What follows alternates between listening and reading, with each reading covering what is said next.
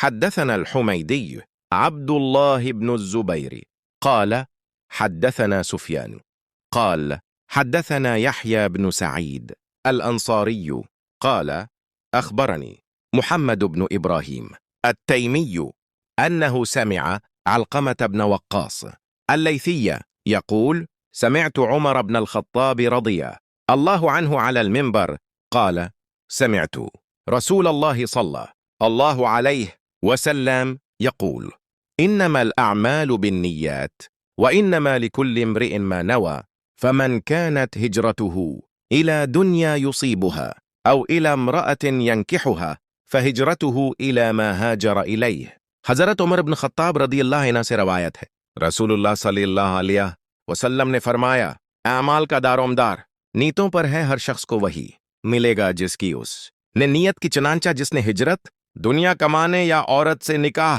करने के लिए की तो उसकी हिजरत इसके लिए है जिस मकसद के लिए हिजरत की।